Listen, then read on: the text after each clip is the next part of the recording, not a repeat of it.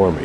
And here you can see how this concept of the balconies that protruded out has become a fixture of architecture, quite well overdone here on almost all floors too. Here you see the outward slope of that tower, and here the slope of the interior side. Probably just a normal design, heavy at the bottom, thin floor. These grates that you see here simply allow for, I guess, the passage of air up through what are those vertical ports there now. Those may well have been entries into what were the towers, if the towers were much taller. This looked like a kind of classic version of those balcony spaces, much deteriorated.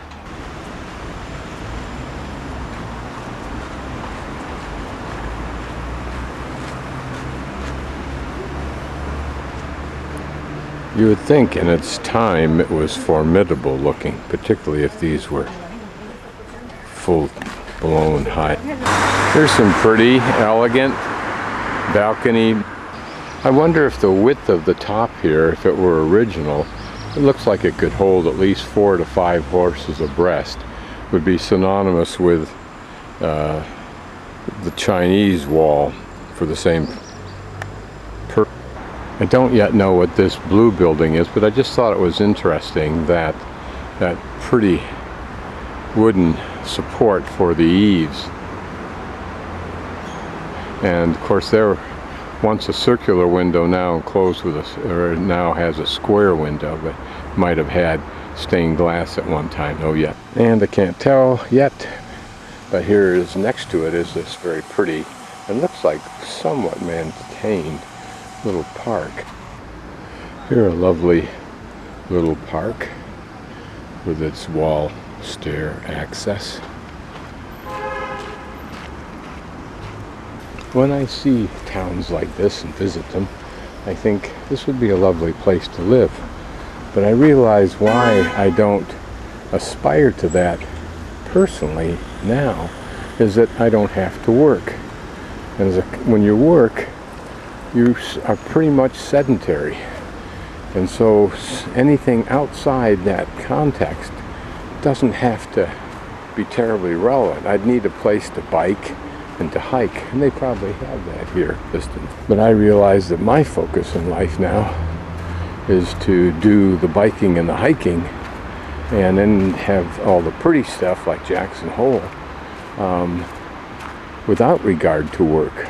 Anything I call work other than the apartments can be done on a computer. Now I don't know if there's anything more interesting on the inside of the town walls than there is here on the outside of the walls. Here's a view also of a significant portal yet. The wall certainly offers a lovely backdrop for these homes and their beautiful gardens. Some allusion to the normal portals or slots for firing. These are probably not original. But notice that these towers don't have that slope that we've seen before, unless they were much taller and the slope was much well above the top. Looking into the city and down this street may be the cathedral. The tower is different because it's made out of larger stones. Whether that means it's original or not, I don't know. Also notice that there apparently was some structure whose roof sloped from upper left to lower right that we can see the remains of. Now here it looks like we have a common area park, unless that's all owned by that man, as this or these plots are apparently all owned by the people that own these properties. It's interesting how some have made grand use, like we saw earlier, of the spaces they have, and others are just content to either do nothing, as this fellow to the right does, or to do some planting. So it looks like this long grassed area is part of a community park next to a very vacant, weeded area. Notice there how the state of disrepair of that bunch of them. What does that tell us about the real estate economy, the population growth or not? Looking to my right, I see blue sky. Whether the clouds are receding or continuing into the blue, I don't know, but looking directly to my left, across the wall, notice the church down there, but there I think we have the cathedral, backdropped by some storm clouds. Here we're coming to another main portal of the wall. How much of that is original, if any, I don't know. Of course, what's meant by original, starting from 200 AD on. And here at the intersection, I'll pan just for the fun of it, outside this portal that I'm above. And this must be the police station, whether they have commandeered that church for a different use, or whether their building is down from the parking, I don't know. But my guess is that this church belongs to Santa Maria.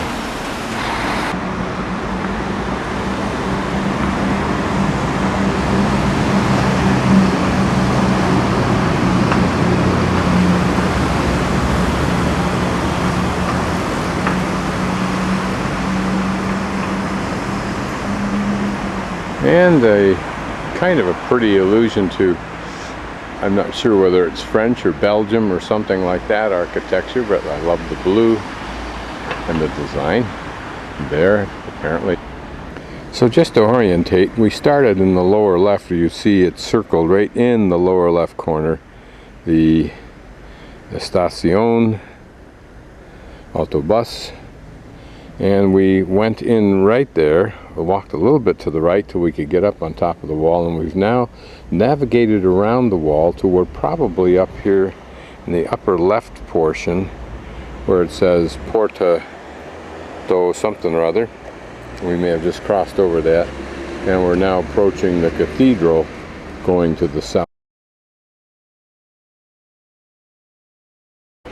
The cathedral must have looked much more impressive than it does now, when it did not have the huge buildings in the background and even the tall normal buildings that you see there, instead smaller, more modest structures.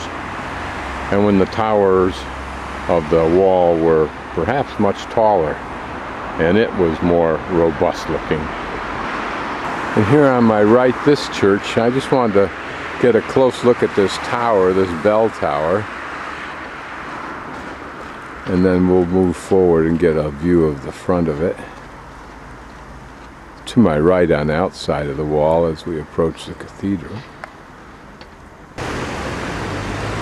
Notice how this building's chimney is askance, but yet there's still laundry out there, so somebody's using that building. There's the front of that church.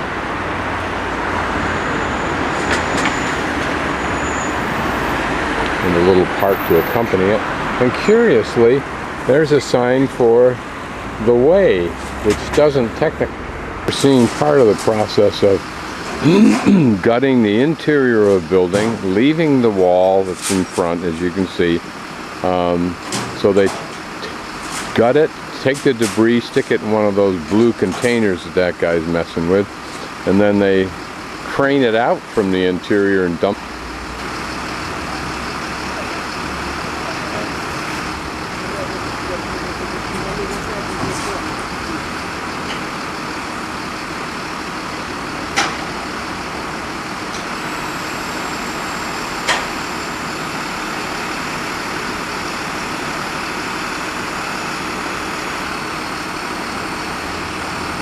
Without wiping out that guy's security camera.